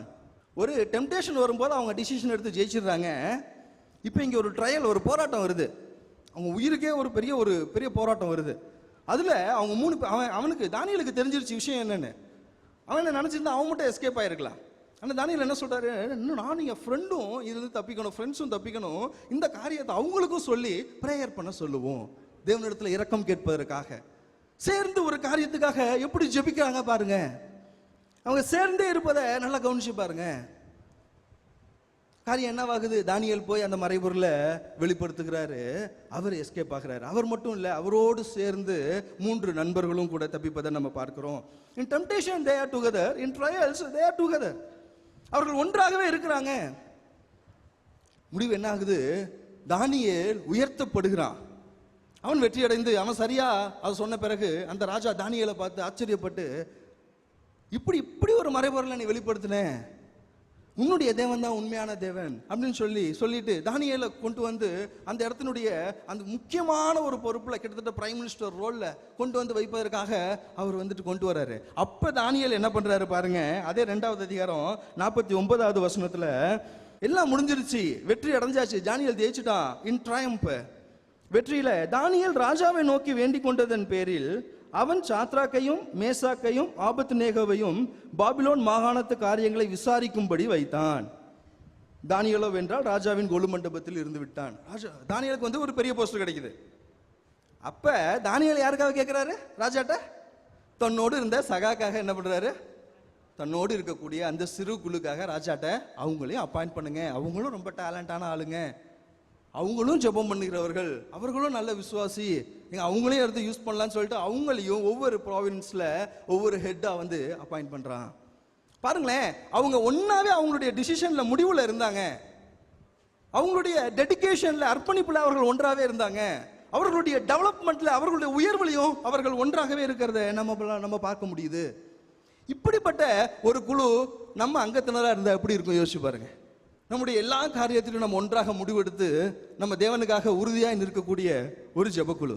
என்ன போராட்டம் வந்தாலும், என்ன பர்சனல் திங் வந்தாலும் சரி, அவங்கள்ட்ட ஷேர் பண்ணி ப்ரேயர் பண்ணுங்க பிரதர், ப்ரேயர் பண்ணிப்போம் அப்படின்னு சொல்லி ஜெபம் பண்ணி அதிலிருந்து விடுவிக்கக்கூடிய ஒரு ஜெபக்குழு. எவ்வளவு தூரம் ஆண்டவருடைய ஆசீர்வாதத்தை பெற்றுக்கொண்டாலும் சேர்த்து பகிர்ந்து கொடுக்கக்கூடிய ஒரு ஜெபக்குழு எப்படி இருக்கும்? இதற்கு பேர் தான் பிரியமானவர்களே ஐக்கியம். ஒரு ஜெபக்குழுனால என்ன கிடைக்கும்? எஸ்தர் ராஜாத்தினுடைய ஜெபக்குழுல ஜெபத்தின் வல்லமையை பார்த்தோம், தானியேலினுடைய ஜெபக்குழுல ஐக்கியத்தை நம்ம பார்க்கிறோம். ஒன்றாக இருக்கிறாங்க, ஒன்றாகவே அவர்கள் தேவனுக்காக பயன்படுகிறார்கள். நாம அப்படி இருக்கிறோமா? Are we longing for some kind of spiritual fellowship? நம்ம அப்படி இருக்கிறோமா ஸ்பிரிச்சுவல் ஃபெலோஷிப்புக்காக? யோசித்து பார்ப்போம். நம்ம ரொம்ப ஐக்கியம் அப்படிங்கிறது உங்களுக்கு வேண்டாம், ஒருவேளை ஒரு கொஞ்சம் அப்படி தமிழ்ல உங்களுக்கு இன்னும் கொஞ்சம் ஈஸியா எளிமையா புரிந்து கொள்ளணும் அப்படின்னு சொன்னா நான் உங்களுக்கு ஒரு வார்த்தை சொல்றேன், நட்புறவு. ஐக்கியம்னா என்ன? நட்பு உறவு, நட்புறவு. இந்த தேவ பிள்ளைகளுடைய ஐக்கியம் ரொம்ப ரொம்ப ரொம்ப முக்கியம். நாம தீர்மானம் எடுப்பதற்காக, நாம இந்த ட்ரையல்ஸ்ல இருந்து நம்ம தப்பிக்குவதற்காக இது ரொம்ப ரொம்ப ரொம்ப முக்கியம். இதே போல ஐக்கியத்தை வாஞ்சித்த இன்னொரு ஜெபக்குழு இருக்கு. அந்த ஜெபக்குழுன்னு சொன்னாலே அவங்க ஒன்னாதான் இருப்பாங்க. ஆண்டவராகிய இயேசு கிறிஸ்துவின் ஜெபக்குழு. புதிய ஏற்பாட்டில் பார்க்கிறோம், நம்முடைய ஆண்டவராகிய இயேசு கிறிஸ்து தன்னோட ஊழியத்தை ஆரம்பிக்கிற போது அவர் எப்படி ஆரம்பிக்கிறாரு? அவருக்கென்று ஒரு கூட்ட சீஷர்களை தெரிந்து கொண்டு, சிறு கூட்டம் தான், அவர்களோட ஐக்கியப்பட்டு அவர்களை சீஷத்துவத்தில் அவர் வளர்க்கிறாரு. அவருடைய சர்க்கிள் பார்த்துக்கிட்டோம்னா 3, 12, 70, 120 இப்படிதான் போகும். 3 நபர்கள், யோவான், யாக்கோபு, பேதுரு, அவருக்கு ரொம்ப க்ளோஸான ஒரு சர்க்கிள். மித்த சீஷர்கள் அவருக்கு அடுத்த ஒரு ரொம்ப க்ளோஸான சர்க்கிள். அப்புறம் தான் அவருக்கு மித்தவங்க எல்லாமே. அவர்கள் இவர்களோடு இருக்கிறது தான் அவருக்கு ரொம்ப ரொம்ப ரொம்ப முக்கியம். வசனத்தை பார்க்கலாம். மார்க்கு 3வது அதிகாரம் பாருங்களேன், 14வது வசனத்தை. அப்போது அவர் 12 பேரை தெரிந்து கொண்டு அவர்கள் தம்மோடு கூட இருக்கவும் பிரசங்கம் பண்ணும்படியாக தாம் அவர்களை அனுப்பவும் வியாதிகளை குணமாக்கி பிசாசுகளை துரத்தும்படி அவர்களுக்கு அதிகாரமுடையவர்களாக இருக்கவும் அவர்களை ஏற்படுத்தினார். 12 பேரை தெரிந்து கொண்டு ஏற்படுத்துறாரு. எதுக்கு? ஃபர்ஸ்ட் அண்டர்லைன் பண்ணுங்க, அவர்கள் தம்மோடு கூட இருக்கவும். ஃபர்ஸ்ட் பாயிண்ட் எதுக்கு? தன்னோடு கூட அந்த 12 பேர் இருக்கணும். அடுத்து செகண்ட் போடுங்க, செகண்ட் பாயிண்ட், பிரசங்கம் பண்ணும்படியாக அனுப்பணும், வியாதியை குணமாக்கி பிசாசுகளை துரத்தி அதிகாரமுடையவர்களா மாற்றணும். அவர் பண்ற ஊழியத்துல அவருக்கு அசோசியேட் டிசைபிளா ஏற்படுத்துறாரு. ஆனா அது ரெண்டாவது தான் வருது. அதற்கு முன்பாக அவர் ஒரு ஸ்பிரிச்சுவல் ஃபெலோஷிப்பை என்ன பண்றாரு? பில்ட் பண்றாரு. தம்மோடு கூட இருக்கவும். அதான் ஃபர்ஸ்ட் ப்ரிஃபரன்ஸ். அவர் அவங்களை ஊழியத்தில் பயன்படுத்துவதற்கு முன்பாக அவர் என்ன பண்றாரு அப்படின்னா, தன்னோடு கூட வைத்துக்கொள்ள அவர் ஆசைப்படுறாரு. அவர் நெட்டுக்கவே பார்த்தீங்கன்னா, அவர் சீஷர் இல்லாமல் நீங்கள் அவரை பார்க்கறது தனித்து ஜெபம் பண்ண போகிற வேலை தவிர மித்த டைம் எல்லாமே அவர் பார்த்தீங்க அப்படின்னா மேக்சிமம் சீஷர்களோடு தான் இருப்பார், அவர் குழுவோடு தான் இருப்பார். அதான் ஐக்கியத்துக்காக அப்படி வாஞ்சிக்கிறது. ஒரு சூழ்நிலை வருது, பேரண்ட்ஸ் கூப்பிடுறாங்க, பேரண்ட்ஸ் இதெல்லாம் வேண்டாம் விட்டுட்டு வந்துருப்பா, கம்ஃபர்டபுளாக இருக்கலாம், கம்ஃபர்டபுளான லைஃபு, விருப்பமானதை செய்யி, ஏன் இவ்வளோ கஷ்டப்பட்டுக்கிட்டு இருக்கிற, இவங்க ஊழியத்தை புரிஞ்சுக்கிற மாதிரியும் தெரியல, ஏன்னு கூப்பிடு வந்து நிற்கிறாங்க. அப்போ இயேசு கிறிஸ்து சொல்றாரு, என் பேரண்ட்ஸை விட, அந்த கம்ஃபர்டபுளான லைஃபை விட எனக்கு யார் ரொம்ப முக்கியம்? என்னோட ஸ்பிரிச்சுவல் ஃப்ரெண்ட்ஸ், என்னுடைய சீஷர்களாகிய நீங்க ரொம்ப முக்கியம். அப்படி அவர்களை நம்ம வாஞ்சிப்பதை நம்ம நெடுகவே வாசிக்கலாம். அநேக எடுத்துக்காட்டுகளை நம்ம பார்க்கலாம். எய்தர் மவுண்ட் டிரான்ஸ்பிகரேஷன் மவுண்ட் ஆகட்டும், இல்ல கெத்சமனே ஆகட்டும், மறுரூப மலையாகட்டும், இல்ல கெத்சமனே ஆகட்டும், அவர் யாரோட தான் இருப்பாரு? அவர் யாரோட தான் இருப்பாரு? அவர் சீசர்களோட தான் இருப்பார். விட்டுட்டு போக மாட்டார். மறுரூப மலையில உன்னத அனுபவம் கிடைக்க போகுது. அங்க அவர் தனியா போயிருக்கலாம், தனியா போயிருக்கலாம் பேசுவதற்கு. ஆனா அவர் அப்படி போகல, தன் சீசர்களை கூட்டிட்டு போறார். கெத்சமனையில அவரு வியாகுலத்துல ஜெபிக்க போறாரு. அவர் என்ன பண்றாரு? அவருடைய சீசர்களை கூட்டிட்டு போறாரு. ஒருவேளை கூட்டிட்டு போகலன்னா அவர் அழுது ஜெபம் பண்ணது நமக்கு தெரியவே தெரியாது. அவர் வியாகுலப்பட்டார், ரத்தத்தின் பெருந்துளிகள் வேறையா வந்துச்சுங்கிறது நமக்கு தெரியாது. அவருடைய வாழ்க்கையினுடைய எல்லா விஷயமும் டிரான்ஸ்பரண்டா அவர் தன்னுடைய சீசர்களுக்கு காட்டுறதை நம்ம அங்க பார்க்கலாம். நாம அப்படிப்பட்ட ஒரு ஃபெலோஷிப்புக்காக வாங்கணும். அதுக்கு அடுத்ததுதான், ஃபெலோஷிப்புக்கு அடுத்துதான் ஆண்டவராகிய இயேசு கிறிஸ்து அந்த டிசைபிள்ஷிப், சீசத்துவத்தை அவர்கள்ட்ட கொடுக்குறாரு. அதுதான் அவங்களுக்கு ரொம்ப முக்கியம். ஏன் ஆண்டவராகிய இயேசு கிறிஸ்துவை விட்டு அவர்கள் போகவே இல்லை அப்படின்னு பார்த்தீங்கன்னா, ஆண்டவர் அப்படிப்பட்ட ஐக்கியம் வைத்திருந்தார். ஒருவேளை ஆண்டவரை பற்றி நம்ம கேட்டோம் அப்படின்னா, என்ன இயேசு கிறிஸ்து வாழ்ந்த காலத்தில் இயேசு எங்கெங்க இருப்பாரு அப்படின்னு சொல்லி ஒரு கேள்வி கேட்டோம் அப்படின்னா என்ன ஆகும் தெரியுங்களா? அவரா ஒரு 12 பேரோட இருப்பார், போய் பாருங்க. எங்க 12 பேர் ஒன்னாவே சுத்திட்டு இருக்காங்களோ அங்கதான் இருப்பார். இல்லையா, அதுலயே 3 பேர் க்ளோஸா உண்டு, அவங்களோட தான் சுத்திட்டு இருப்பார். எனக்கு பிரியமான தேவ ஜனமே, இன்னைக்கு நம்மளுடைய ஃபெலோஷிப்ஸ் எப்படி இருக்கு? யூத், நமக்கு பைக் ரைடிங் பிடிச்சிருக்கு, மற்ற காரியங்கள் எல்லாம் பிடிச்சிருக்கு. ஷார்ட்ஸ் ரீல்ஸ்ல போடுற இன்ஃப்ளூயன்சர்ஸை ஃபாலோ பண்றோம். யார் யாரையோ அண்ணன் அக்கான்னு சொல்லி கூப்பிட்டு கிடக்கிறோம். ஒரு யூடியூப் சேனல் வச்சிருக்கிறவங்க நமக்கு இன்ஃப்ளூயன்சியர் ஃபெலோஷிப், அவங்க கூட ஐக்கியம் வைக்க விருப்பப்படுறோம். பெரியவர்களும் யார் கூட நம்ம ஐக்கியம் வைக்க விருப்பப்படுறோம்? காலையில வாக்கிங் போற இடத்துல கூடி அரசியல் பேசுறதுக்கு நமக்கு ஒரு குழு இருக்கு, நல்ல கவனிங்க. ஆனா ஜெபிக்கிறதுக்கோ ஃபெலோஷிப் வச்சுக்கிறதுக்கோ பைபிள் ஸ்டடி பண்றதுக்கோ நமக்கு ஒரு குரூப் இல்லை. நம்ம எப்படி பார்க்க முடியும்? பக்கத்து வீட்டுக்காரங்களோட மிற்ற காரியங்களை எவ்வளோ நம்ம பேசுகிறோம், எவ்வளோ நேரம் இருக்கு. நான் அநேகரை பார்க்கறது உண்டு. இந்த ஜெபக்குழு ஊழியத்தில் நான் நெடுகவே இருந்து கொண்டு வருகிறேன். பிரேசல் எடுக்காததுக்கு அநேக காரணம் சொல்லுவாங்க. இல்லை அப்படின்னா இந்த க்ரௌடு கேதரிங்க்கு முக்கியத்துவம் கொடுப்பாங்க. ஆண்டவருடைய ஊழியத்தை நல்லா கவனிங்க. ஆண்டவருடைய ஊழியத்தில் நம்ம 3 காரியத்தை பார்க்கலாம். பர்சனலா அவருக்கும் ஆண்டவருக்கும் இருந்த அந்த தொடர்பு, பர்சனல் மெடிடேஷன், அது இயேசு கிறிஸ்துவினுடைய வாழ்க்கையில நம்ம அடிக்கடி பார்ப்போம். தனித்து ஜெபிக்க போனார். அவர் எல்லாரும் இருக்கும்போது எல்லாரும் தேடினாங்க, அவர் மலை மேல போய் ஜெபம் பண்ணிட்டு இருந்தாரு. எப்ப பார் தனித்து பிதாவோடு இருந்தார். அடுத்த காரியமா பார்த்தீங்க அப்படின்னா அவர் சீஷர்களோடு இருந்தார். அடுத்து அவர் பெரும் கூட்டத்துக்கு ஊழியம் செய்தார். பெரிய க்ரூசைட் நடத்தினாரு, பெரிய மீட்டிங் நடத்தினார். இன்னைக்கு நம்மள பாதி பேர் இந்த பெரிய கூட்டத்துக்கு கொடுக்கிற முக்கியத்துவத்தை மித்த 2 காரியத்துக்கு கொடுக்கறது கிடையாது. நான் இதை குற்றமா சொல்லல, என் மீது தவறா நினைச்சுக்காதீங்க. ஒரு எழுப்புதல் கூடுகைக்கோ ஒரு ஜெப கூடுகைக்கோ 500-1000 பேர் கூடுறாங்க அப்படின்னா நம்ம வாஞ்சியா போறதுக்கு ரெடியா இருக்கிறோம். போய் உட்கார்றோம், மீட்டிங் நல்லா இருந்துச்சுல அப்படின்னு சொல்லிட்டு கேட்டுட்டு வந்துடுறோம். ஆனா ஒரு குழுவா சேர்ந்து ஜெபம் பண்ணுவதற்கோ பைபிள் ஸ்டடி நடத்துறதுக்கோ நம்ம இன்ட்ரெஸ்ட் காட்டுறது இல்லை. தனிப்பட்ட பர்சனல் பைபிள் ஸ்டடியும் பர்சனலான லைஃபும் அதை விட மோசமா இருக்கு. ஜெப வாழ்க்கையும் நம்ம எதுல சாட்டிஸ்ஃபை ஆயிடுறோம்? இந்த கூடுகை, பெரிய கூடுகையில சாட்டிஸ்ஃபை ஆயிடுறோம். பிளஸ் முகாமுக்கு வருவது நல்லது, செய்தி கேட்பது நல்லது. இங்கே ஆண்டவர் உங்களோடு கூட பேசுவார். இந்த கொடுகை இல்லை, மற்ற கொடுகளையும் சேர்த்தே சொல்றேன். ஒரு எழுப்புதல் கூட்டங்களுக்கு போறீங்களா, நல்லது. ஆனா அது மட்டும் பத்தாது.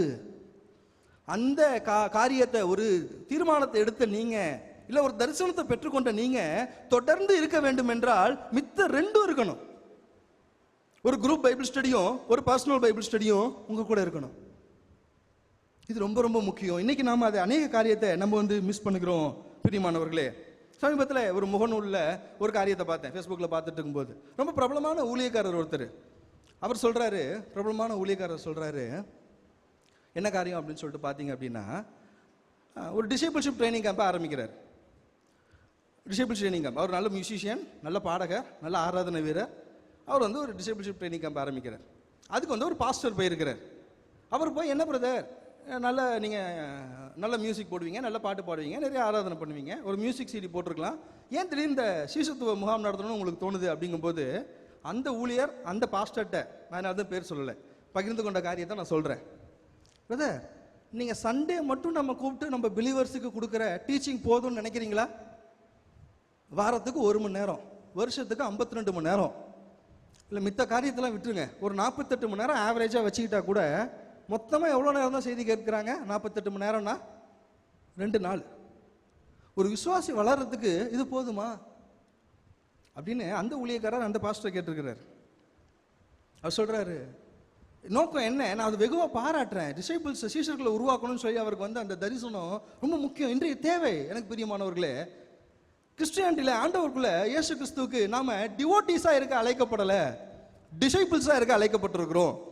நாம பக்த கோடிகளா இருக்க அழைக்கப்படலை, சீஷர்களா இருக்க அழைக்கப்பட்டிருக்கிறோம்.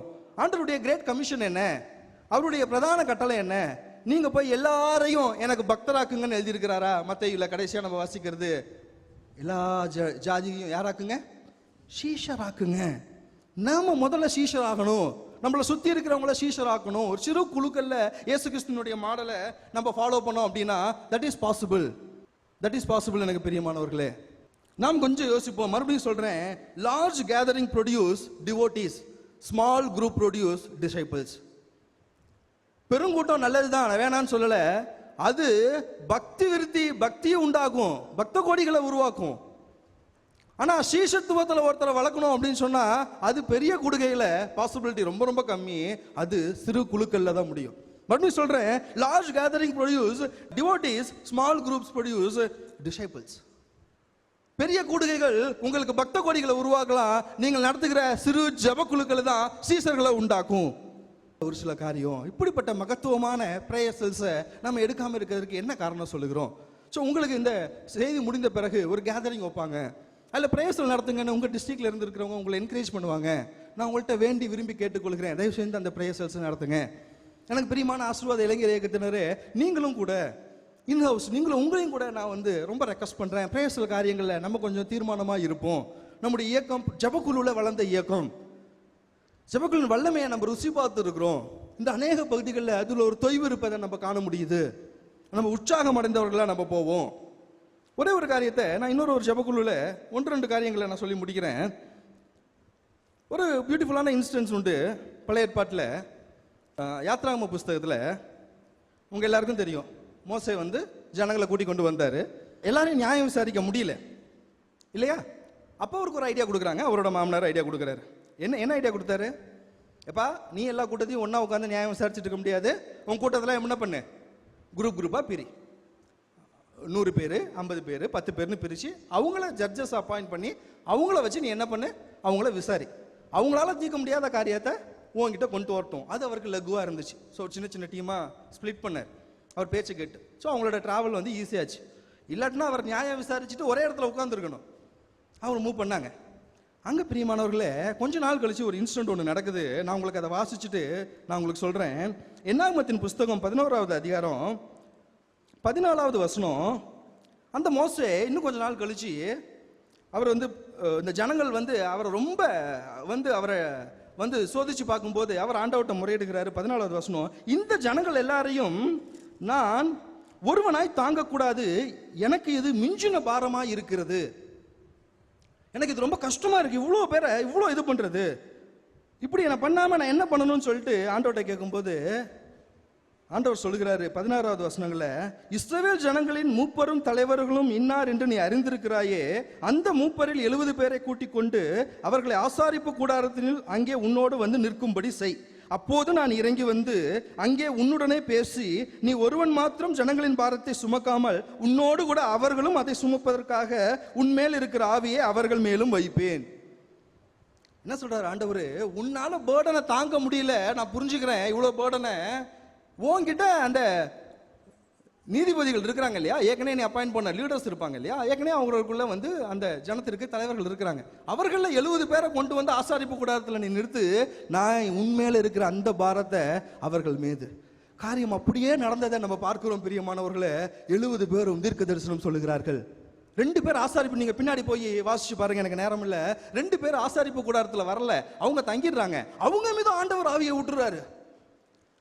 அதை பார்த்துட்டு யோசுவா அதை போய் ஸ்டாப் பண்ணிடலாம், அவங்க என்ன ஆசாரிப்பு கூடாரத்துக்கு வராம அங்க நின்று தீர்க்க தரிசனம் சொல்லிட்டு இருக்காங்கன்னு சொல்லி கேட்கும்போது மோசே சொல்றாரு, இந்த 70 பேர் மாத்திரமல்ல எல்லா ஜனத்தின் மீதும் ஆண்டவர் ஆவியை ஊட்டுனா எப்படி இருக்கும் பார்த்துக்கோ அப்படின்னு சொல்லி மோசே சொல்வாரு. நீங்க போய் வாசிச்சு பாருங்க. யோவேல் தீர்க்கதரிசி எத்தனையோ 100 ஆண்டுகளுக்கு பிறகு மாம்சமான யாவர் மீதும் ஆவியை ஊட்டுவேன்னு சொன்ன முன்பாக மோசே சொல்றாரு.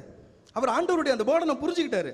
நான் தாங்க முடியாத போர்டனை ஆண்டவர் மித்தவங்களுக்கு ஷேர் பண்ணுகிறார். நம்முடைய தரிசனம் ஒருவரால தாங்கக்கூடாத நிலை வருகிற போது அது சிறு தலைவர்கள் மத்தியில பரவும். எந்த இயக்கமானாலும் சரி, ஆசீர்வாத இளைஞர் இயக்கத்தின் பேட்டர்ன் அதுதான். ஆசீர்வாத இளைஞர் இயக்கத்தின் பேட்டர்ன் அதுதான் பிரியமானவர்களே. ஒரு ஜெபக்குழு தலைவர் சின்சியரா இருப்பாரே என்றால் அவர் நாளைய ஆவிக்குரிய தலைவராக உருவார், ஒரு அட்மினிஸ்ட்ரேட்டிவ் லீடரா வருவார். ஒருவேளை இங்க சர்ச்சஸ்ல இருந்து பாஸ்டர் மாதிரி இருப்பீங்க, இல்ல ஆர்கனைசேஷன் ஆரம்பிக்கிறவங்க இருப்பீங்க, நான் உங்களுக்கு சொல்றேன், இந்த சிறு குழுக்களை அதிகமா கான்சென்ட்ரேட் பண்ணுங்க. லீடர்ஷிப் கிரைசிஸ் வராது. இன்னைக்கு பல இடங்கள்ல தலைவர்கள் தேவை. பலர் வந்து புலம்பிட்டு இருக்கிற காரியம், நம்ம அடிப்படையை நம்ம சரி செய்யணும். ஜெப குழுக்களை நம்ம ஸ்ட்ரென்தன் பண்ணோம்னா அங்கிருந்து நமக்கு தலைவர்கள் எழும்பி கொண்டே இருப்பாங்க.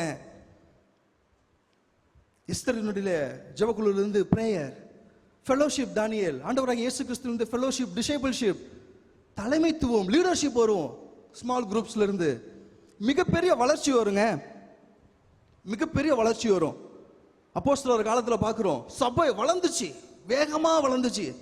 என்ன காரணம்? அவர்கள் வீடுகள் தோறும் அவர்கள் கூடுனாங்க, தேவாலயத்திலையும் கூடுனாங்க. வசனம் வாசிக்கிறோம், அவர்கள் தேவாலயத்தையும் கூடுனாங்க. தினந்தோறும் அப்போஸ்தலர் 5:42 தேவாலயத்திலையும் கூடுறாங்க, எங்கேயும் கூடுறாங்க, வீடுகள் தோறும் கூடுறாங்க. அதான் டுயல் ஸ்ட்ராட்டஜிங்க. சபை வளர்ச்சிக்கு ரொம்ப முக்கியம் என்ன? தேவாலயத்தில் பெரிய லெவல்லையும் நம்ம கூடணும், வீடுகளில் சின்ன லெவல்லையும் நம்ம கூடணும். அப்படியே வளர்ந்துகிட்டு இருந்தது.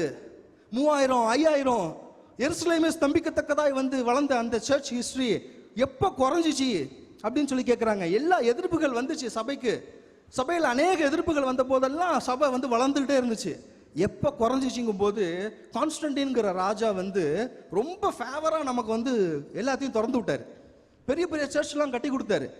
அப்பதான் சொல்றாங்க, அப்பதான் ஃபர்ஸ்ட் டைம் கிறிஸ்டியானிட்டியில அந்த வளர்ந்துகிட்டே போன growth குறைஞ்ச பீரியட், ஒரு அப்போஸ்டசி, ஒரு வீழ்ச்சி கிறிஸ்தவத்துக்கு வந்துச்சு. 2 முக்கியமான காரணம் பிரியமானவர்களே. கிளர்ஜி லைட்டிங்கிற ஒரு பிரிவினை அங்க உண்டாச்சு. முழு நேர ஊழியர்கள், பகுதி நேர ஊழியர்கள்ங்கிற ஒரு பிரிவினை அங்க அதிகமாக ஆரம்பிச்சிச்சு, வீழ்ச்சி வந்துச்சு. இன்னொன்னு, வீடுகளிலே கூடிக்கொண்டிருந்த ஹவுஸ் சர்ச்சஸ், ஹோம் சர்ச்சஸ் குறைய ஆரம்பிச்சது ஒரு காரணம். எப்படி சொல்றேன் அப்படின்னு சொன்னா, அதுக்கு பின்பாக வந்த அநேக ரிஃபார்மர்ஸ் அவங்க சொன்னது, வீடுகள்ல சிறு சிறு மக்களா நீங்கள் கூடி ஜெபம் பண்ணுங்க, அதுதான் சபையை காப்பாற்றும், சபையை வீழ்ச்சியிலிருந்து தடுக்கும். நான் இன்னைக்கு உங்க முன்பாக கேட்டுக்கொண்டிருப்பது ஒரு சிறு ஜெபக்குழு ஆரம்பிங்க அப்படின்னு சொல்லி கிடையாது, அப்படி கிடையாது. நான் உங்களுக்கு சொல்லிட்டு இருக்கேன், சபையின் வளர்ச்சிக்கு ஒரு பெரிய ஒரு கருவியை உருவாக்குங்க, சபையை வீழ்ச்சியிலிருந்து காப்பாத்துங்க. எல்லாரும் கேட்கிறோம், ஒரு பெரிய ரிஃபர்மேஷன் வேணும், ஒரு ரிவைவல் வேணும், ஒரு எழுப்புதல் வேணும், ஒரு சீர்திருத்தம் வேணும்னு சொல்லி அதற்கு சிறு குழுக்கள் பங்காட்டி இருக்கு. நீங்க சரித்திரத்தில் நிறைய காரியங்கள் இருக்கு. மெத்தடிஸ்ட் இயக்கத்தை ஆரம்பிச்ச வெஸ்லி சகோதரர்கள் ஹோலி கிளப்னு ஆரம்பிச்சாங்க. John Wesley, Charles Wesley, George Whitfield 3 பேர் சேர்ந்து 3 ஸ்டூடெண்ட்ஸ் பிரேயர்ஸ்ல நடத்துனாங்க ஹோலி கிளப் அப்படின்னு சொல்லிட்டு. 2 கண்டத்தை அது அசைச்சிச்சு. கிரேட் அவேக்கனிங்கிற மிகப்பெரிய எழுப்புதலுக்கு அது காரணமா இருந்துச்சு. இந்தியாவில் இவ்வளோ ஊழியங்கள் செய்ததற்கு அடிப்படையா இருந்தது செராம்பூர் ட்ரியோங்கிற ஒரு சின்ன குழு. நம்ம இருக்கிற இந்த ரிஃபர்மேஷன், இந்த புரொட்டஸ்டன்ட் இயக்கத்துக்கு ரிஃபர்மேஷனுக்கு காரணமாக இருந்த மார்ட்டின் லூத்தர் அவர் உருவாக்குனது ஜெபக்குழுக்கள். அதன் மூலியம் தான் அவருடைய கருத்துக்களை அவர் மக்கள்கிட்ட கொண்டு போய் சேர்த்தார். இன்றைக்கு நாம இந்த ஜெபக்குழுக்களுக்காய், சிறு குழுக்களுக்காய் நாம கொஞ்சம் நாம் கொஞ்சம் கன்சர்ன் ஆகும். நாம் அப்படியே கண்களை மூடுவோம். மகத்தான சிறுமந்தை, பயப்படாதே சிறுமந்தையே, உங்களுக்கு ராஜ்யத்தை தர உங்கள் பிதா பிரியமுள்ளவராய் இருக்கிறார். நான் ஆரம்பிக்கக்கூடிய ஒரு பிரேயர்சல், ஒரு ஸ்டூடெண்ட் பிரேயர்சல் என்ன சேஞ்ச் ஆயிடும் சொல்லி கேட்காதீர்கள்.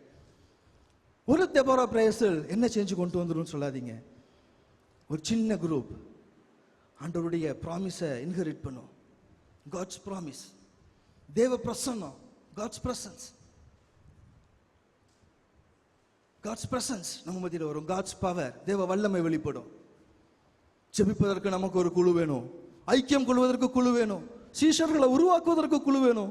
தலைவர்களை உருவாக்குவதற்கு குழு வேணும்.